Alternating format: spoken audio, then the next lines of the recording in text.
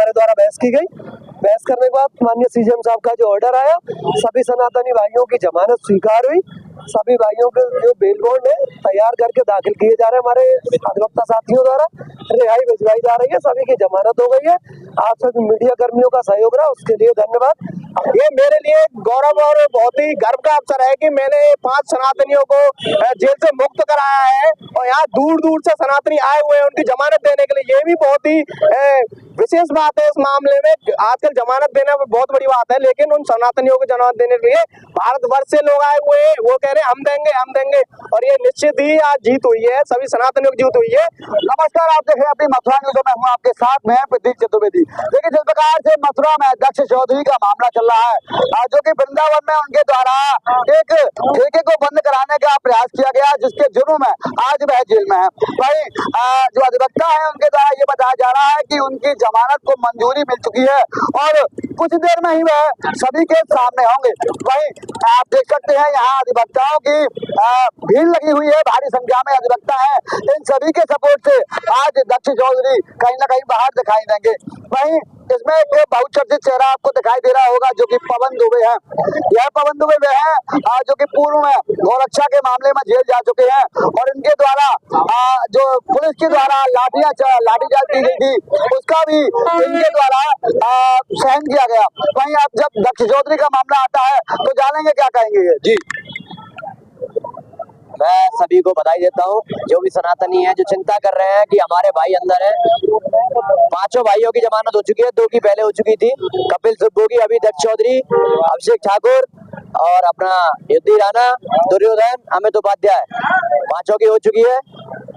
और हमने अपने अंदर बहुत सुधार करा है। जब पहले हम सनातनी 6 लोग जेल गए थे तो हम 25 दिन जेल काट कर आए थे और आज हमें खुशी है कि हम 3 दिन के बाहर ही अपने भाइयों को बाहर ला रहे हैं। ये सबसे बड़ी बात है कि 25 दिन हमें जेल काटनी पड़ी और निम्न सी धाराओं में यहाँ कोर्ट ने, यहाँ पुलिस ने 152 जैसी धारा, देशद्रोह जैसी धारा भाई पर लगाई, जो कि अधिवक्ताओं ने पूरी ताकत झोंकर उसको हटवाया और बहुत संघर्ष किया। अभी 2 दिन की जो प्रक्रिया थी उसमें सीडी जो जज साहब ने मांगी थी, आज सीडी पेश कर दी और जज साहब ने पूर्णतः सनातनियों के पक्ष में न्याय किया है और सभी सनातनी आज आपके सामने बाहर आने वाले हैं।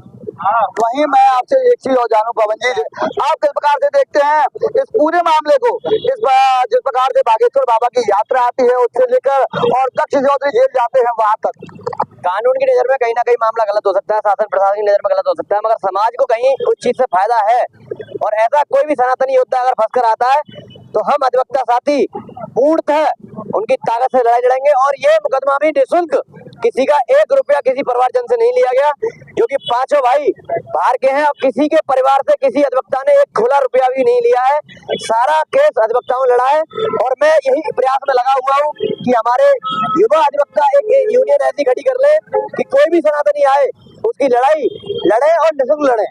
वहीं एक चीज और जानूं, इसमें मुख्य बात ये है कि जिस प्रकार से पूर्व में इनकी जमानत याचिका लगी थी वह खारिज हो गई। वकीलों ने कुछ विवाद खड़ा कर दिया जिसकी वजह से कुछ गौरक्षक थे उनमें भी सुनने में आया कि धक्का मुक्की जैसा देखने को मिला। आपको सूचना गलत मिली है, कोई भी याचिका खारिज नहीं हुई। कोर्ट सीजीएम कोर्ट में सुनवाई थी, सीजीएम साहब अनुपस्थित थे तो जीएम कोर्ट में मैम ने सुनी, वहाँ एक धारा हटाई भी गई, उसके बाद वापस सीजीएम में आ गई, कहीं मामला खारिज नहीं हुआ। अभी सीजीएम में ही सुनवाई हुई और बेल मिली। जो अफवाहें फैलाई जा रही है कि वकीलों के साथ अनुशासनहीनता हुई है, जो भी हुई, ऐसा कुछ भी नहीं है। और सीनियर अधिवक्ता है, उनका भी न्यायालय की गरिमा बनाना, यहाँ परिसर की गरिमा बनाना उनका भी कार्य है। ऐसी कोई भी अफवाह नहीं है, ये सारी अफवाहें फैलाई जा रही है। वहीं मैं एक चीज और जानूं कि जिस प्रकार से उन पर धारा लगाई गई, कौन कौन सी धारा लगाई गई और किस प्रकार से लगाई गई जी? देखिए ऐसा है, हमारे सनातनी भाइयों के द्वारा जो किया गया था उसी के एवज में वृंदावन पुलिस द्वारा जो मुकदमा लिखा गया हमारे सनातनी भाइयों पर, उसमें 2 हमारे भाई सबसे पहले पकड़कर पिछले गुरुवार को यहाँ लाए गए थे।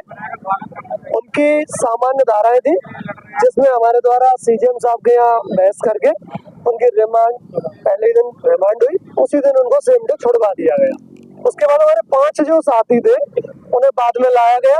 उन 5 साथियों को जब लाया गया था उस दिन हमारे सीजीएम साहब छुट्टी पर थे जो हमारे इंचार्ज अधिकारी थे उनके यहाँ पेश हुए।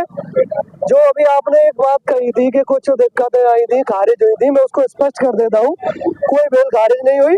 उस दिन उनके ऊपर देशद्रोह जैसी गंभीर धाराएं, क्रिमिनल लॉ जैसी जो गंभीर धाराएं लगाई दी थी, उन पर हमारे द्वारा बहस की गई। बहस करने के बाद उनकी रिमांड रिफ्यूज हुई। जो उनके ऊपर गंभीर धाराएं थी, उन धाराओं को न्यायालय द्वारा हटा दिया गया था। उसके बाद 27 तारीख को उसमें डेट दी गई। 27 तारीख में हमने सीजीएम साहब के यहाँ बहस की। प्रोसिक्यूशन की ओर से समय मांगा, कुछ कागज होते उनके क्रिमिनल हिस्ट्री जैसे जो कुछ उनके कागजात थे, प्रोसिक्यूशन ने उसमें समय मांगा, न्यायालय ने उनको समय दिया, उसमें आज की डेट लगाई गई। आज हमारे द्वारा बहस की गई। बहस करने के बाद माननीय सीजीएम साहब का जो ऑर्डर आया, सभी सनातनी भाइयों की जमानत स्वीकार हुई।